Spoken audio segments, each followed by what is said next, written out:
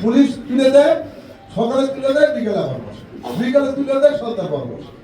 এগুলোর ব্যাপারে আমাদের পার্মানেন্ট সিদ্ধান্ত নিতে হবে। এই জন্য আমাদের যারা বিভিন্ন সংস্থা রয়েছে তাদের সাথে আলাপ আলোচনা করে আমাদের এই কাজগুলো করতে হবে। আর যেহেতু এখন আপনার সামনে ঈদ, আমাদের মাননীয় মন্ত্রী বলেছেন আমরা সবাই রাজনীতি করি, কারণ ঈদের আগে আবার এগুলো এখন হাত না দেওয়াই ভালো আমার কাছে মনে হচ্ছে। ঈদের পরে আমরা এগুলোর ব্যাপারে সিদ্ধান্ত নিতে পারি এবং আমরা সেই ব্যাপারে কার্যকর ভূমিকা রাখতে হবে। কারণ ফুটপাত যারা চলাফেরা করে তাদের জন্য রাখতে হবে, রাস্তা যারা চলাচল করে তাদের জন্য রাস্তা রাখতে হবে। আর যেহেতু ইতিমধ্যে অটোরিক্সা এটা সিদ্ধান্ত নিয়েছেন, সিএনজি ব্যাপারে আমাদের কঠিন হতে হবে। সিএনজি আপনার চলে, আমার তো মনে হয় যে প্রায় ৩০-৪০ সিএনজি চলে, কিন্তু তাদের লাইসেন্স কত ধরনের আছে? এসপি সাহেব বলতে পারে লাইসেন্স কত ধরনের আছে? বিএনপি এর লোক আছে এখানে, কত আছে লাইসেন্স আপনার? সিটি কর্পোরেশনের কাজ করার অনেক জায়গা রয়েছে। আপনারা যদি সবাই স্বতঃস্ফূর্তভাবে সহযোগিতা করেন, আমার বিশ্বাস আমরা কামিয়াব হবো ইনশাল্লাহ। আর এই মাটি শহীদ রাষ্ট্রপতি জিয়াউর রহমানের জন্মভূমি, ওনার সুযোগ্য সন্তানই আজকে দেশের সরকারের প্রধান।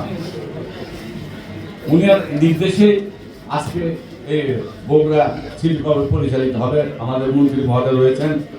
এই যে সিটি কর্পোরেশনে আপনার গতকালকে যে 21টি ওয়ার্ড রয়েছে, 21টি ওয়ার্ডের যারা শ্রমিক নেতৃবৃন্দ রয়েছে সব সংশ্লিষ্ট দায়িত্ব তাদের নিয়ে বসেছিলেন। আমার প্রধান লক্ষ্যটা ছিল যেহেতু ঈদের দিনে যে বর্জ্যগুলি হয় সেগুলো অপসারণে।